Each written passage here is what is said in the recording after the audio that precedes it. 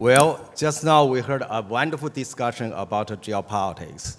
And in the last week, I'm sorry, I forget to show my greatness to the PBA network. I'm sorry for that. I've been in this country for a week. During the week, and it seemed to me everyone talked to me about AI. From my understanding, and now we are in a digital age. This age is very different from what we're familiar with the Cold War and the post-Cold War. And so I fully agree with John to divide it, the global order from 1945 to now in three periods. Cold War period, and the post-Cold War, and the current situation. So I will give the name for this three periods. Like the ideological competition order, globalization order, and counter-globalization order. And now we find that, and this order will be without the leadership. Neither China nor the US can provide the leadership for the world. And neither China and the US can provide joint leadership for the world to shape the global order. Well, this order, why this order is so different from before? If we look at today's situation, many people think the similarity between today's power structure and the Cold War, and the bipolarity between the US and the Soviet Union. Because now we are in a digital age. During the Cold War and the post-Cold War, the major powers compete where? In natural space, geospace. And nowadays, human beings create a new space, cyberspace. This space is so huge, it's larger than the space. And in this space, and this space do not only closely related to the wealth, also relate to the what? To the security. Nowadays, the major powers like China and the US, their GDP and the main resources or the main wealth generated from where? From a digital economy. The digital economy heavily rely on or carried out, implemented in the cyberspace, not the natural space. I do not mean these two spaces separated. They're connected together, but then you will find that human beings and generate more and more wealth from the cyberspace, and their security, I mean national security, individual security, all dominated gradually by the technology in cyberspace. So now if you compare the China-US capability, I don't think people will compare our military capability. But that's a big gap of military power between China and the US. China do not have that much nuclear weapons like the Soviet Union during the Cold War. So militarily, there's a big gap.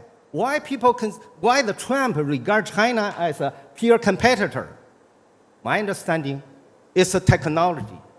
And China is a competitor in terms of AI, in digital innovation. So now because this is a new situation, because the major powers compete more and more in cyberspace, not only in geospace. Certainly there's a competition in geospace, but the competition in cyberspace becomes more and more important than the competition in the geospace. And also, what I mean, the competition in the cyberspace will dominate the world. It will define the relationship of the major powers. And from my understanding, your national leader visited Washington when Biden is in power, and you signed a joint statement. Among the 20 protocols, more than 15 of them, talking about technological relationship between India and United States. And one sentence is so clear, define your relationship with the US. That means the strategic relationship between India and the US is defined by the technology relations. That's very clear. If US do not give you money, give you everything, but no technology, then That's not a partner.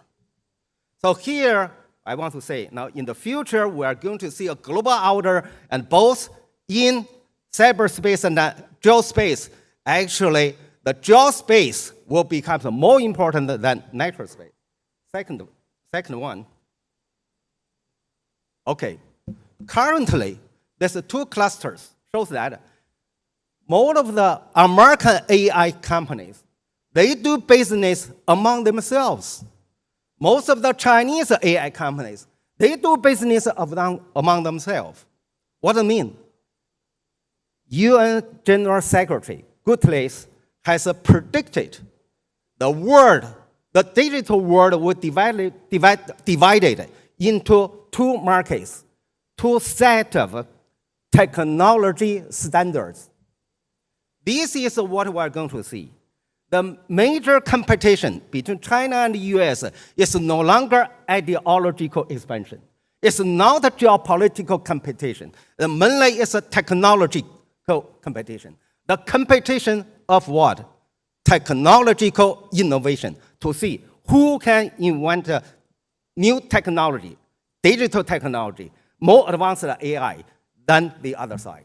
So anyone will dominate the cyberspace will win this competition. In the future, it's not the country dominate the geospace can dominate the world. So last slide.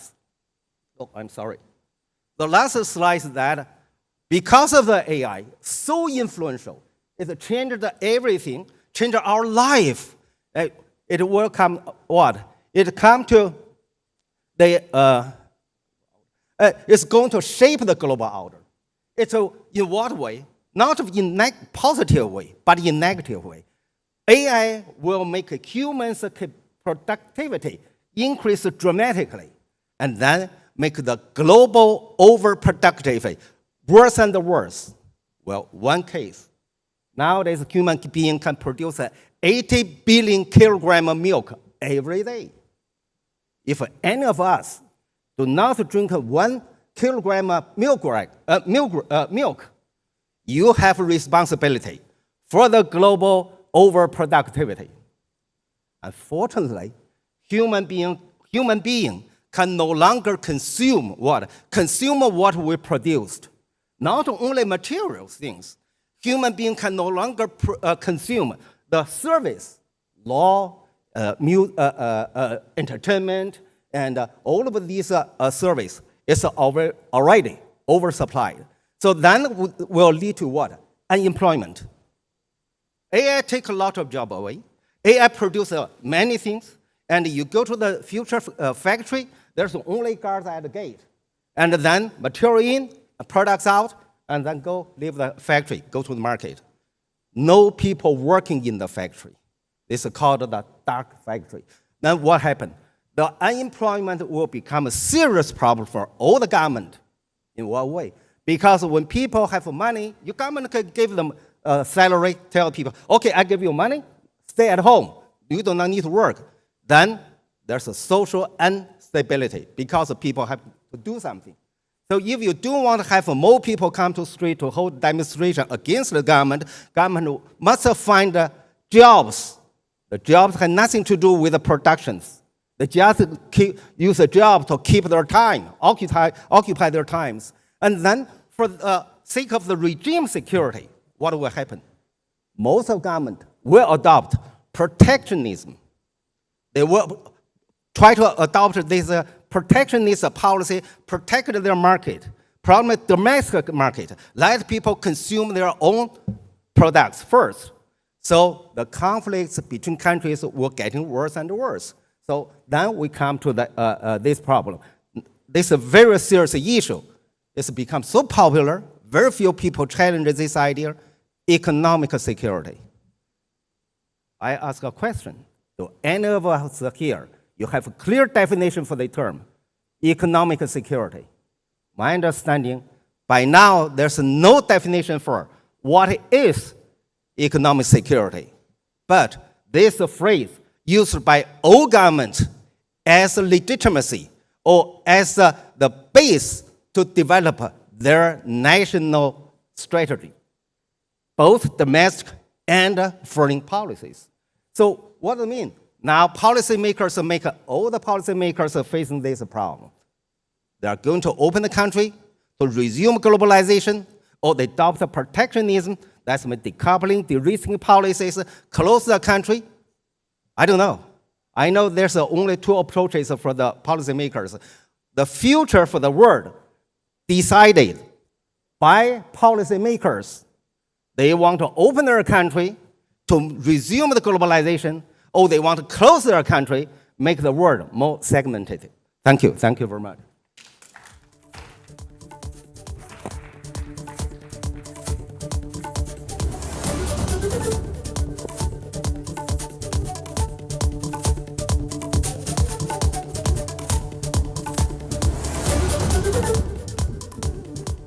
Okay, Professor, we have, I think, 15 minutes to discuss this, but which is normally enough, but given that you've just told us effectively that the world is going to come to an end, it's probably not enough. But still, I'll try what you said.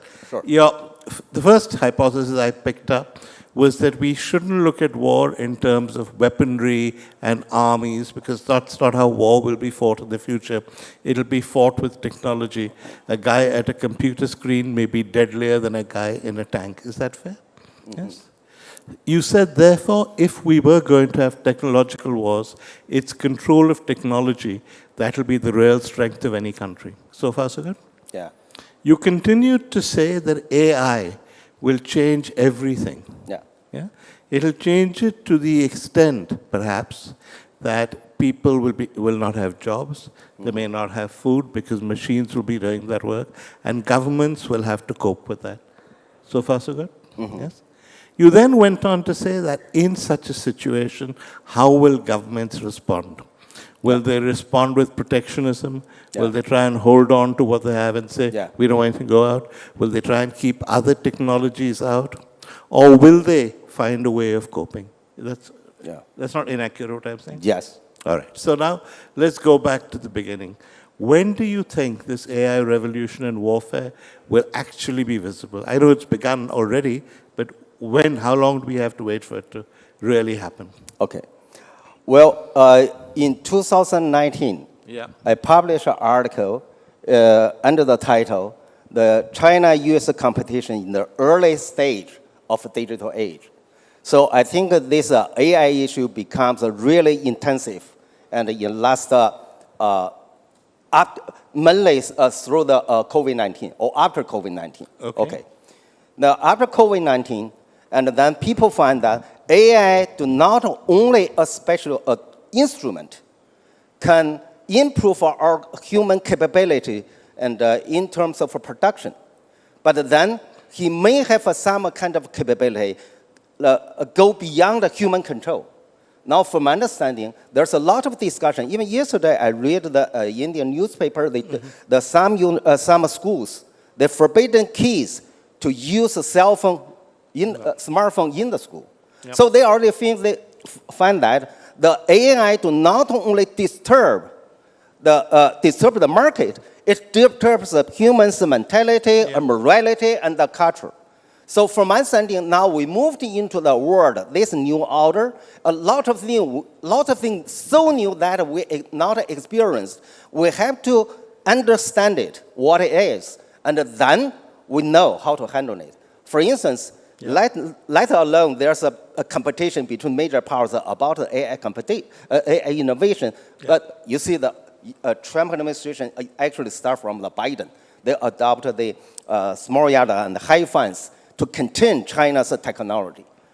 From my understanding, the U.S., I agree with John, the U.S. will continue the containment policy against China, but my understanding, mainly it's not a geopolitical contain, technology contain. Contain China's technological progress. They worry about China will catch up with the U.S. in terms of technology, not as of the land or the other military capability. So what does it mean? It means that we are going to face a new life, new relations. You find that the AI do not have a strong impact on the relationship between countries, between parents and children. Yeah. So what do I mean? This time, if we want to understand how new the coming order, not only looking for the power structure, power structure, the capability of material things. You have to look at the inside to see the content and how much it impact our morality and the spirit. So what you're saying, in a sense, is that it's okay to talk about AI in terms of jobs and all of that, but we're forgetting something more fundamental, is that it'll rewire our brains, in a sense, and relationships within individuals, within families, all that will be different from what they are now. This is very fundamental. Yeah. Now, for the experts and many policymakers, they really worry about that. If AI dominates the world, what's the human being's position? We're servant of the AI, or AI is a servant of the human being. Recently, Chinese government just issued a law and control all the AI development, AI innovation, and forbidden to produce the AI AI have the consciousness to behave according to his own will. Okay. Without human control. This is just like what? Like the ones we face the technology of a clone. And the whole world prohibited from clone human being. Now, you know what happened?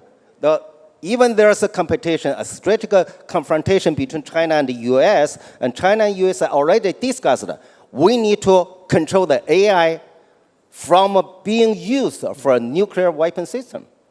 We cannot let the AI make the final decision whether to push the button. So what you're saying is really science fiction stuff, that the machines take over, they make the decisions, and men have to try to find a way to stop them. No, when we use AI, it means that you improve the automatic level, right? Yeah. And human beings do not give any order, and then, you give an order, the AI do all of the other things rest or left. Yeah. But now we find, no, you can't do this with a nuclear weapon system. Yep. If you give an order, and the AI carries the order, and then finally they push the button, the missile goes out. And so the both sides agree. We need to let the human being control the last few steps to check about the order and to guarantee this human being's decision. So you need like a rational human being who weighs everything. Yeah. Yeah. Like Donald Trump, perhaps. Yes, although the human being is very efficient, but efficient is secure. Yeah. The AI is efficient, but it's unsecure. Okay, now you talked about America and China having this new competition in technology. You're aware of the American caricature that they're miles ahead and that the Chinese steal their technology, etc. What is the truth? Well, I think America makes this kind of lie. China steals Americans' technology. Is it a lie or a kind of lie? I think it's a lie. It's a lie. All right, okay. And if you say the country backward to learn from the advanced country, that's a universal phenomenon. Yeah. We have overseas students for every country, everywhere. In China, we have many foreign students. We cannot say all of the foreign students come to China to steal Chinese technology. That's nonsense, right? So my understanding that actually nowadays these make people believe China steal the American technology because there's a gap between these two countries in terms of technology. But in some day, when we have a more advanced technology than the US, and then they won't make that lie because no one believes you can steal from a country with what they don't have. So nowadays, this already happened in some specific items, specific technology, and like DeepSeek technology. You cannot DeepSeek steal a technology from US. No US company has the DeepSeek technology. Yeah. So what you're saying really is that the Chinese have not stolen technology. This is a lie. The Chinese have developed very good technology of their own. I don't mean that China developed most advanced technology in the world, because we have to say American still is much more advanced than the US. So that's my question. At the moment, they're still more advanced than you. Are they not? The Americans? compared with the US, and China still gap. But China is really advanced So than here's the my rest question. of the world. At some stage, you're going to fill that gap. Special- How long before China overtakes the US? I'm not technician. I'm Oh, so very you no- can't suddenly play that I card cannot having make that talked about prediction. technology. But one thing I can guarantee, in next 10 years, the technology gap will be narrowed rather than enlarged. That's 100% sure. So you're, again, to go back to something you said earlier, you're saying that because technology is the weaponry of the future, not arms, etc., and China and America, at least when it comes to technology, will be the two superpowers. The battles of the world, which hopefully will never be fought, but should they be fought, would be between China and America, and they'd be fought on technology. Okay. I think there's a lot of discussion about the phrase G2 used by Trump. So actually, people at the beginning, people thought the G2 means joint leadership. And later on, people realized, no, that's impossible. China and the US cannot provide joint leadership. G2 means bipolarity, means the competition between the two superpowers. So my understanding, China and the US may cooperate on these general principles, preventing the danger or threat to a whole human being in AI innovation. But also, they can cooperate on the daily uses technology. Okay. Yeah. But in the advanced technology, there's only competition. Okay, so if you're saying China and America will be the two superpowers, the gap will narrow, that technology will be almost on par, which is what you're suggesting. What happens then to the current issues between America and Russia, things like tariffs, for instance? How important do they become?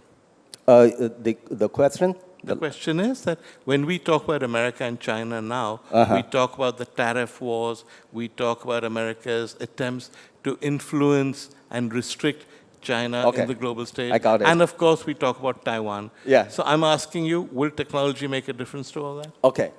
First, that's my view. I cannot represent anyone, and certainly cannot represent my government.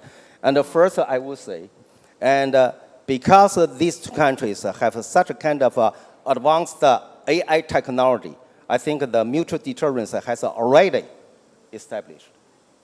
And this kind of technology mutual deterrence is no less than the mutual deterrence between the nuclear powers, the nuclear mutual deterrence.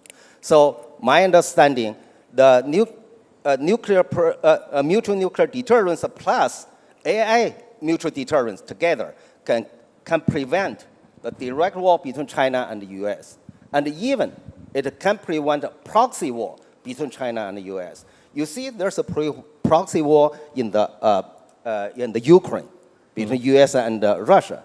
But in the last, since the end of the World War II, 1991, China have not involved any war, even a proxy war.